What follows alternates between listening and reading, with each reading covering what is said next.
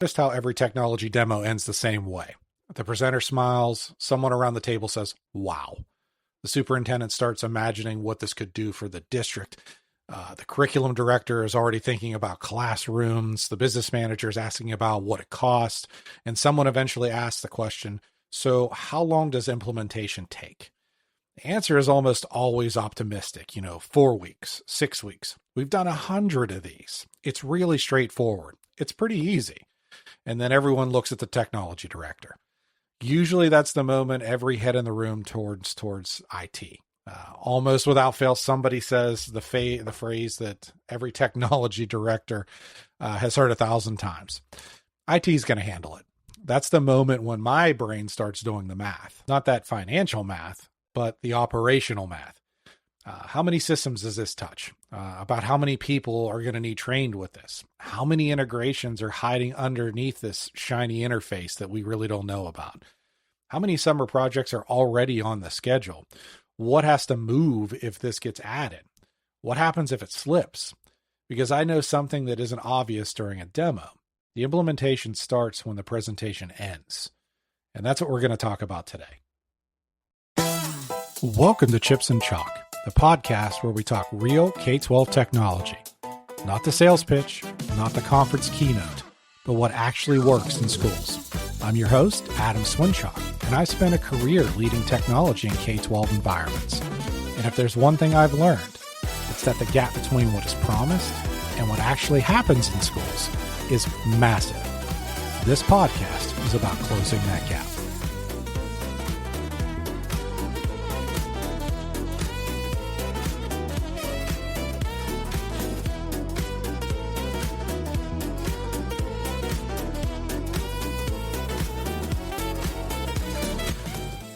Welcome back to Chips and Chalk. I'm Adam Swinchock, and if you've listened before, you know this isn't a show about shiny technology. It's a show about leadership, operations, and what it really takes to make technology work inside schools. And today, we're going to talk about vendor demonstrations. And I thought it was appropriate to put this in at this time of the year because many of you, administrators and technology directors, are returning from one of the premier educational tech shows in the United States, ISTE, which this year was held in Orlando. And I'm doing it now not because I dislike vendors in any way, shape, and form. Quite the opposite, actually. I've worked with some incredible partners over the year.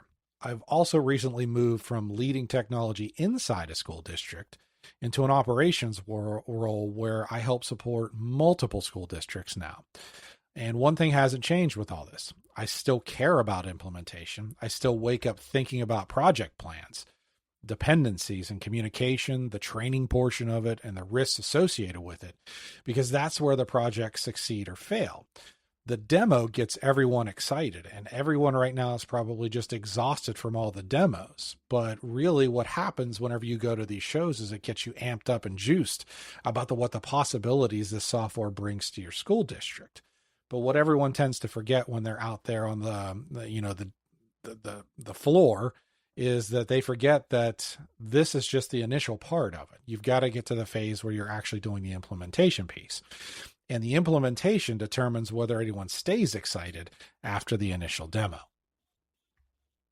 And I'm going to tie this back to something today that I think you're going to look at me a little bit cross-eyed and, maybe with a raised eyebrow and wonder, where's he going with this? But I'm going to relate it back to Disney. Yeah, I know that's a strange correlation, but if you know me personally and you know my wife personally, you know that we are Disney World fanatics. Not necessarily Disney fanatics completely, but we do love going to Disney as much as we possibly can and the experience that's associated with Disney and the culture that they've created. It's not just the parks for us. It's the resorts. It's the customer service. It's the leadership principles. It's the operational discipline that happens when we're there. My family and I are annual pass holders. We spend a lot of time on Disney property. And here's something that people sometimes are surprised to hear. I'm not there for the characters in any way, shape, or form. If you want to stand in a line for 40 minutes to say hi to a teenager dressed up like Mickey Mouse, that's, go for it. That's all for you. That's not going to be me. What fascinates me is something completely different. The standards of Disney. The consistency that I get, the processes that are involved in delivering that experience, the leadership associated with it, and the operational excellence you get every time that we've gone. I've watched Disney handle thunderstorms, ride breakdowns, extreme crowds, construction projects, delayed transportation, things that would completely derail the experience somewhere else. And somehow you still leave smiling in the face of all these things that may go wrong during the course of your day. That's not luck. That isn't pixie dust, as much as we like to say it is. That's systems. That's culture. That's preparation. That's thousands of people executing one process so well that guests only remember the magic.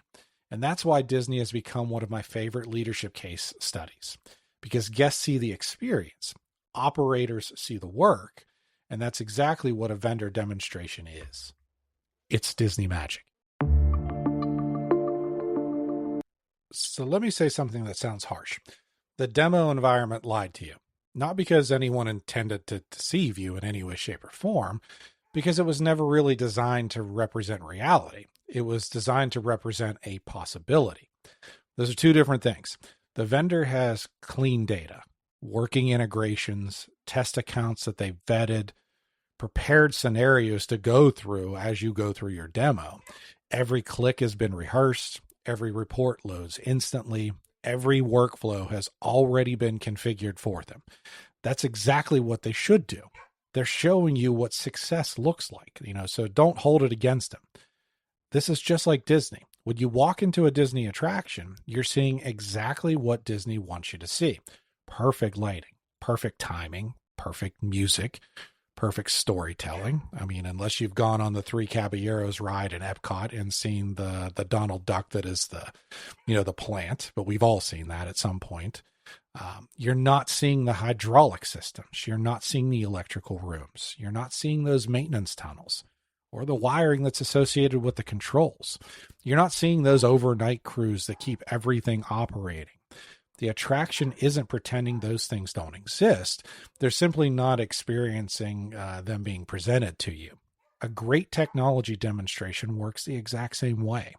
It isn't supposed to teach you implementation. It's supposed to help you imagine what's possible. The mistake many districts sometimes make is confusing possibility with reality, because once everyone leaves the conference room, the questions tend to change. I've sat in on those meetings as well once that vendor left. How is this going to integrate with the SIS? Who owns the data associated with this product? How many staff members need training associated with it? What happens when an employee changes roles within the system? Who manages these accounts for us? What breaks if one of our systems that we use that feeds this data changes?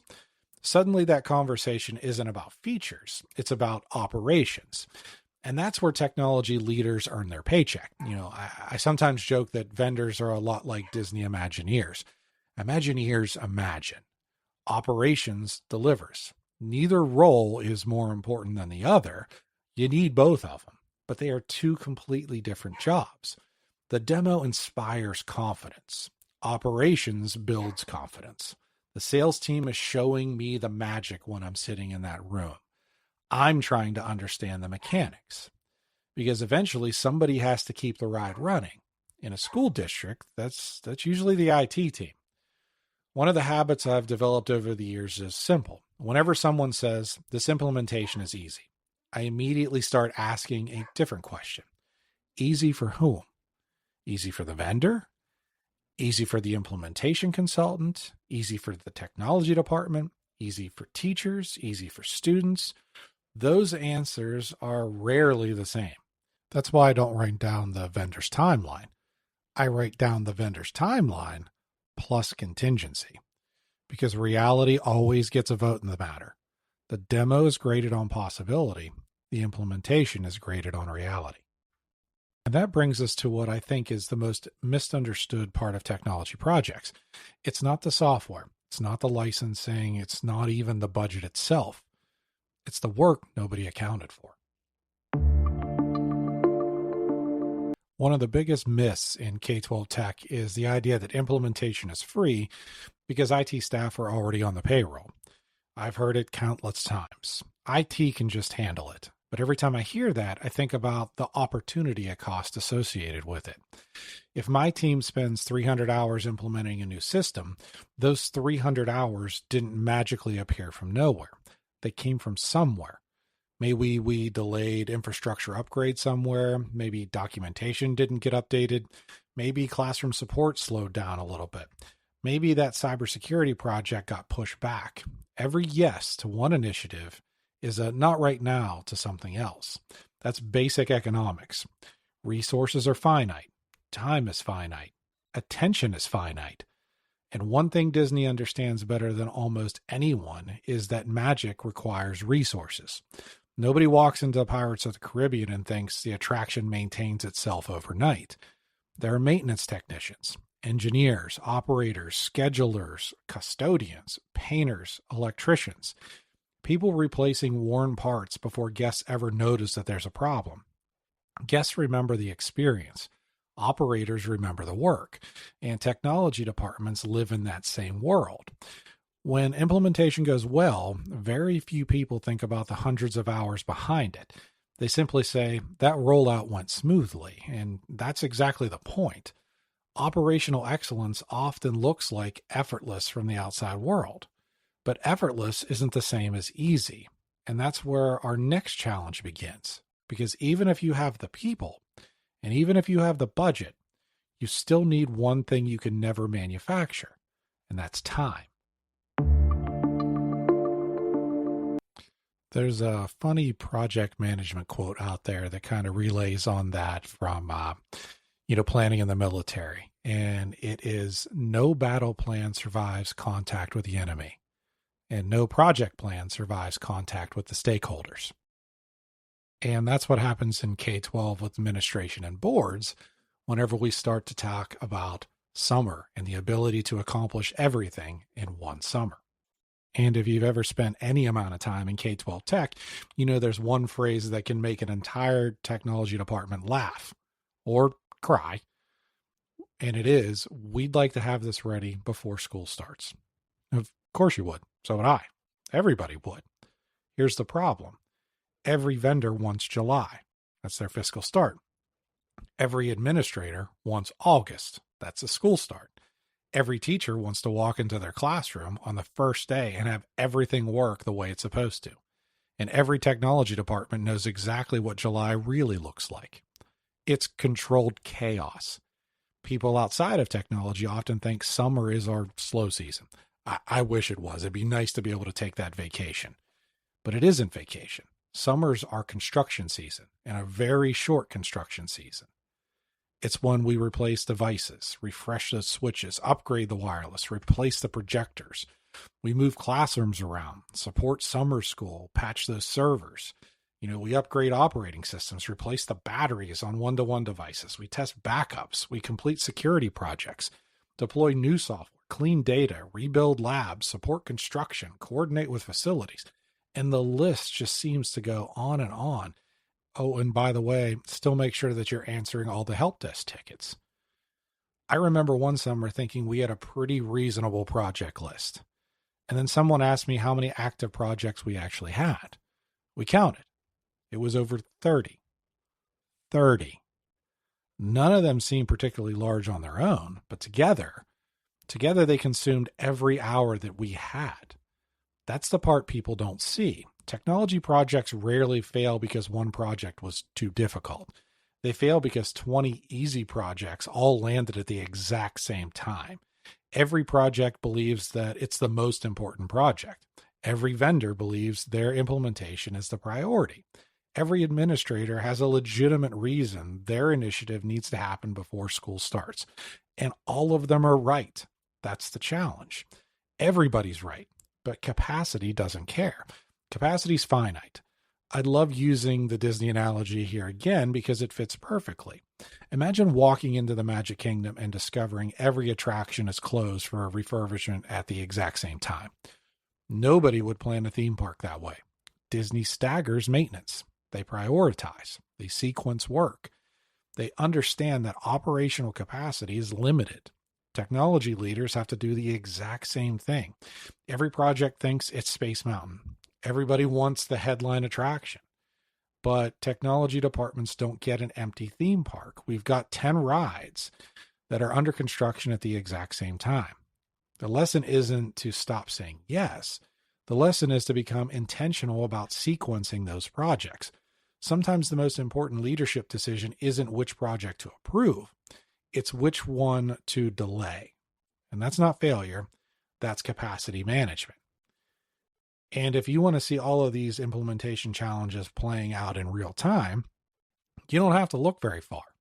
Just look at artificial intelligence, one of the hot topics in K-12 now. Right now, AI is everywhere. School boards are talking about it. Teachers are experimenting with it. Students are already using it. Vendors are adding it to every product that they sell, and districts are forming AI committees. They're writing AI policies. They're holding AI workshops, launching AI pilots. They're creating the AI task force. And some districts are making incredible progress. Others are spinning their wheels. And here's what's fascinating to me about that. The difference usually isn't the technology that you've chosen. It's the implementation. Does that sound familiar? Because we've been talking about this the entire episode. AI isn't really an AI project. It's a leadership project. It's a communication project. It's a professional development project. It's a governance project. It's a culture project. Technology is actually the easy part of it. Changing how people work, that's extremely difficult. I've watched districts spend months debating which AI platform to buy before they've even agreed on the problem they're trying to solve in the first place. That's backwards. Technology should support strategy. Strategy shouldn't be built around technology. The districts making meaningful progress with AI tend to start with the better questions. What problems are we actually trying to solve here? How are we going to measure success with AI? What does responsible use look like? How do we train our staff? How do we support teachers who are excited about this? How do we support those teachers that are nervous? How do we communicate expectations to parents? How do we protect student privacy? How do we make sure AI enhances learning instead of trying to replace thinking? Those are leadership questions, not technology questions. The districts struggling usually start somewhere else. They start with the tool. Should we buy this platform? Which chatbot should we use? Well, the district up the street is using this. Which one has the best features? Those aren't bad questions. They're just not the first questions. The first question should always be, what are we trying to accomplish? Because once you answer that one, the technology becomes much easier to evaluate. There's another AI lesson that's being taught to us. Adoption is not deployment. Just because you've turned something on doesn't mean that people are using it. And even if they're using it, that doesn't mean that they're using it well. Real adoption takes coaching. It takes communication. It takes professional development. And I mean real professional development, not just one in-service day and good luck until the end of the year. You've got to get success stories. You need time. You need executive sponsorship. If your principals and admins aren't on board, it really doesn't matter too much where you're going with it. Districts doing this well have their superintendent involved and involved heavily. Their cabinet is involved. Curriculum leaders are involved. Technology leaders are involved. Communications are involved because AI is going to touch every part of the organization. And here's where that Disney analogy comes back again. People see the magic. They see lesson plans generated in seconds. Now, we'll debate the quality here and there, but they can be generated for you to be able to work on. Meeting summaries, email drafts, presentation outlines, workflow automation. There's productivity gains. What they don't see are the guardrails, the governance, the acceptable use guidance, the privacy reviews for the tools that you're choosing, the professional development, and those leadership conversations. All the mechanics that are behind the magic, they don't see it. And that's exactly why AI is such a perfect example for this episode. The demo shows the possibility. I'm sure you've been to those conferences where you've seen how all it works and just spits out that example like that. The demo again shows the possibility. The reality requires leadership. The districts winning with AI aren't necessarily the districts with the best AI platform. They're the districts with the best implementation strategy. And that leads us to another department. Implementation strategy doesn't just stop with AI. It also changes depending upon who you're implementing with, because not all vendors carry the same level of risk. Now, you may be asking, what do I mean by that? Not all vendors carry the same amount of risk. And we're going to look at this through a very specific lens for deployment and operations. What I mean by that is known vendors versus new vendors. One of the questions I get asked fairly often is this: would you rather work with a familiar vendor or try someone new? My answer is, well, it depends. I know that's not a great answer. But not all risk is created equal. Working with a vendor you've implemented successfully before has advantages that don't show up on a proposal. You already know how they communicate. You know who answers emails. You know how they manage projects. You know how they escalate problems. And they know your district. They know your expectations. They know your pace. There's trust, and that's extremely valuable. It's a little like staying at your favorite Disney resort. You already know where the transportation is. You know how to check-in works. You know where to grab coffee in the morning. You know there's comfort and familiarity. A brand new vendor works on a different level. Now you're learning each other. You're figuring out the communication styles, project management expectations, the escalation paths, the decision-making processes. That's why I build more buffer time into projects with new vendors than I do with ones that I've used in the past. It's not because I expect them to fail, because uncertainty deserves room. Good project managers don't plan for perfection. They plan for reality. And here's something else that's just as important. Vendor familiarity isn't the only variable. Size matters. Scope matters as well. Replacing a sys isn't the same thing as adding a reporting module. Replacing your phone system isn't the same thing as adding another classroom camera. Deploying district-wide identity management isn't the same as purchasing one new application. A familiar vendor doesn't automatically make a project low risk. I've worked with partners I trusted completely and still insisted on detailed project plans because their scope demanded it. That's experience talking. The bigger the project, the more stakeholders, the more communication, the more training, the more dependencies, the more opportunities for reality to interrupt your plan. When I evaluate projects, I don't just ask, do I trust this vendor? I ask, how complex is this project? How many systems are involved? How many people will be affected? How much organizational change is required? How much capacity do we actually have? Because sometimes a small project with a brand new vendor is less risky than a massive project with someone you've worked with for 10 years. That's why experienced technology leaders evaluate the entire project, not just the company selling it. And that's exactly where we're headed next. Because after you've chosen the technology, after you've chosen the vendor, there's still one question that may be more important than all the others. Who's actually leading this implementation? Here's the question I almost never hear asked during software demonstration. And during the demonstration itself, it doesn't really fit. But as we come to that conclusion where we determine that we're going to be moving forward with it, it absolutely needs to be introduced. It's who's actually leading this project, not who sold it to us, not who approved it, not who's paying for it. Who's waking up every morning thinking about whether this project succeeds?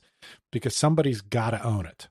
And ownership isn't the same thing as responsibility. A lot of projects accidentally become the IT project.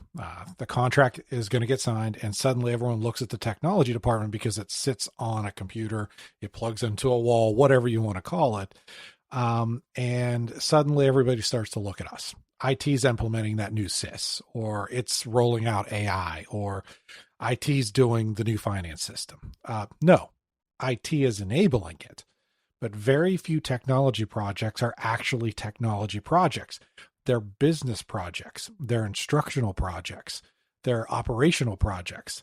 Technology just happens to be one of the tools that gets it moving. So let's take a student information system.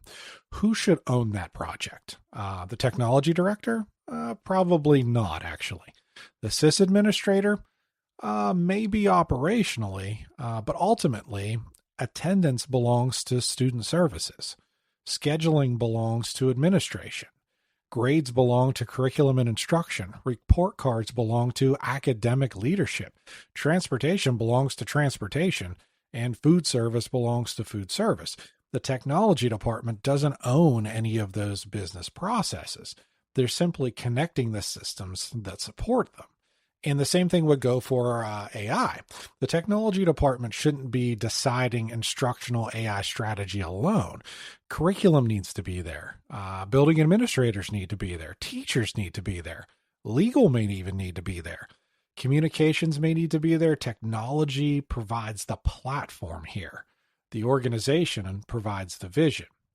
One of the biggest warning signs I see when someone says, IT will figure it out, that usually is the moment I know a project is already in trouble before we've really even done anything. If that's what we lead with, you're in for a rude awakening and a wild ride.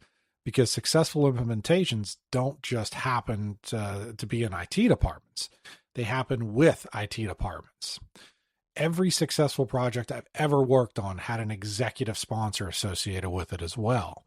Someone with authority, someone who could make decisions, someone who could remove roadblocks when they pop up, and someone who could say, we're moving forward.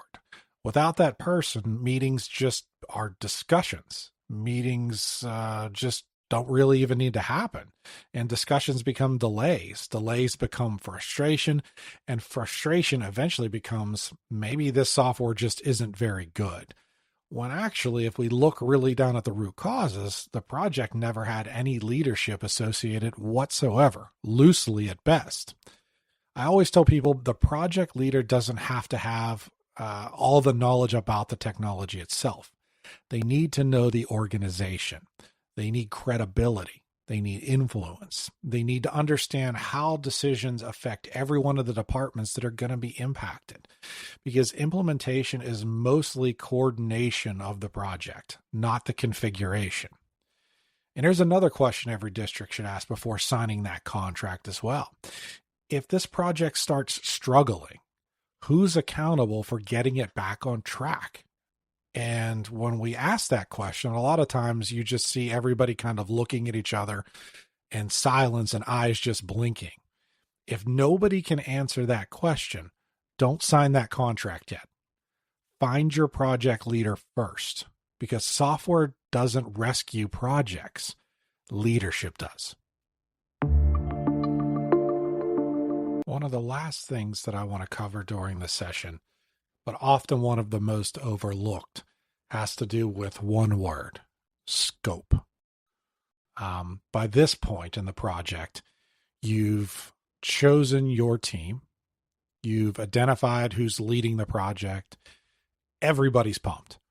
The kickoff meeting goes well. Your timeline is built or starting to get built.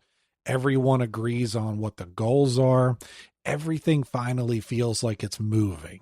And then it happens. Someone says, since we're already doing this, those 5 words probably have added years to technology products and projects across K-12 education. Since we're already replacing the SIS, could we redesign report cards? Since we're moving to a new LMS, could we rebuild all of our course templates? Since we're implementing AI, Could we rewrite all of our district's policies at the same time? Since we're refreshing devices, maybe we should redesign every classroom while we're at it. None of these ideas are bad.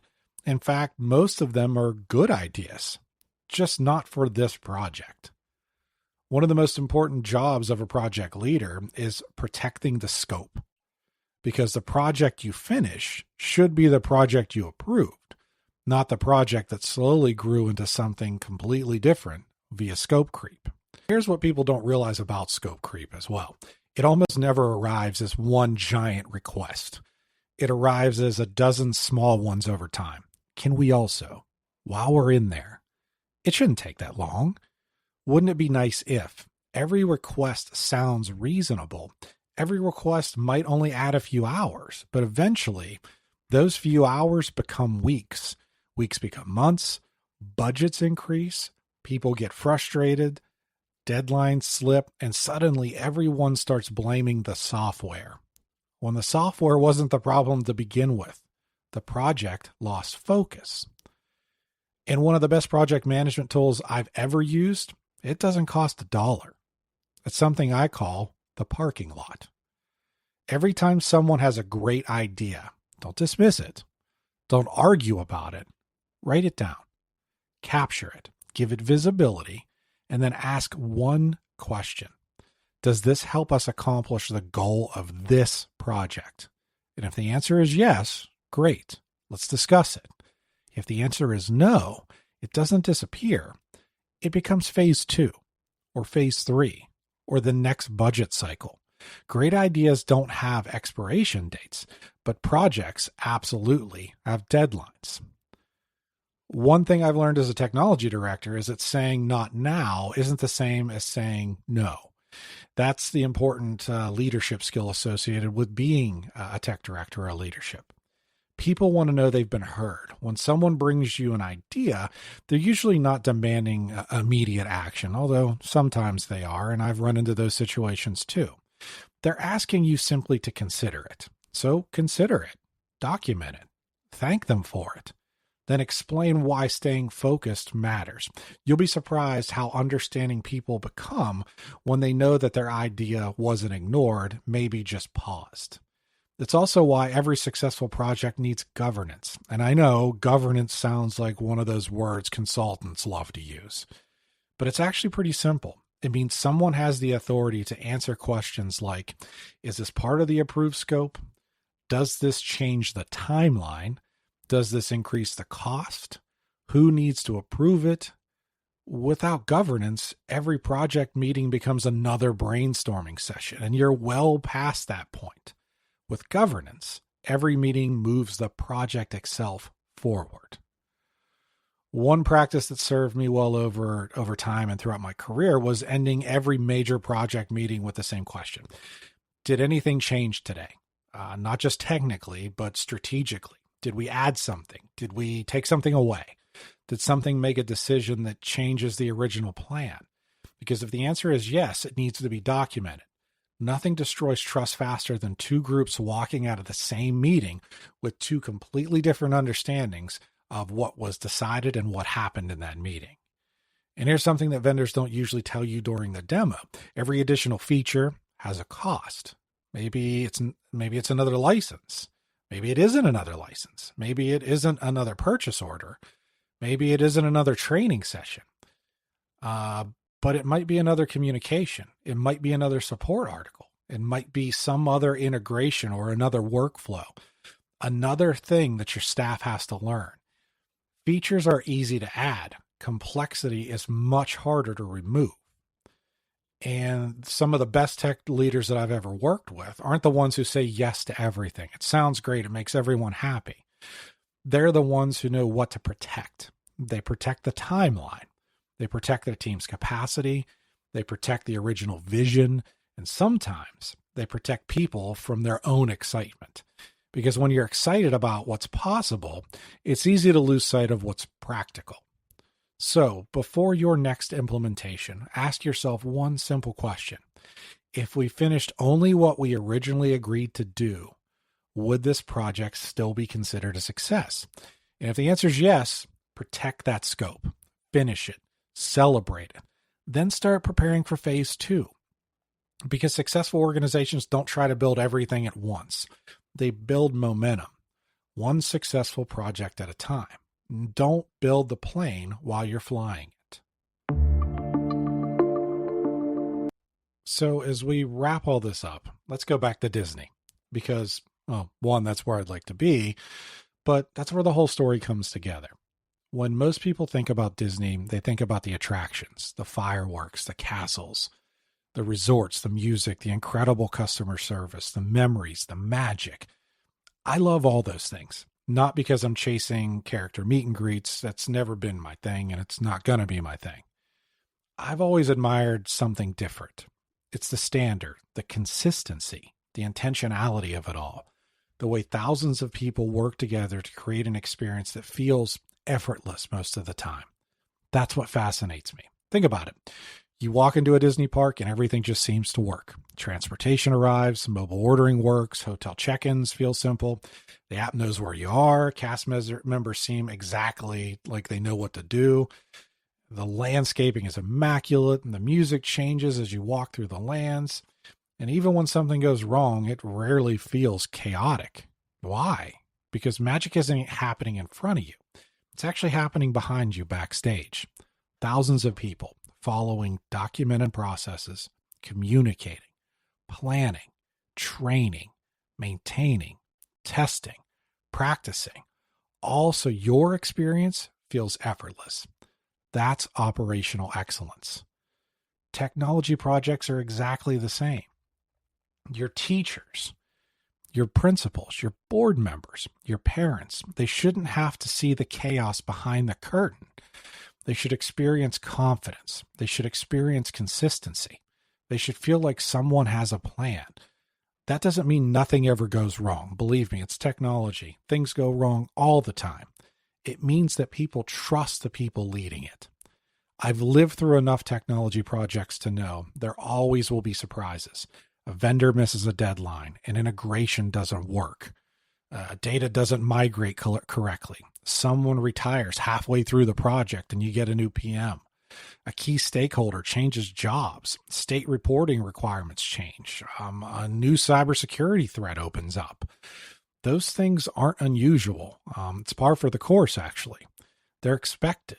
The question isn't whether something unexpected will happen.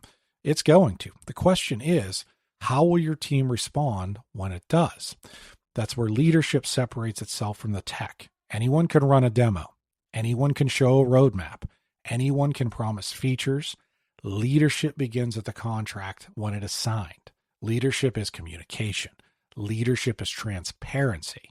Leadership is setting expectations before problems happen. Leadership is getting people calm when those plans change. And leadership is reminding everyone why you're doing this in the first place.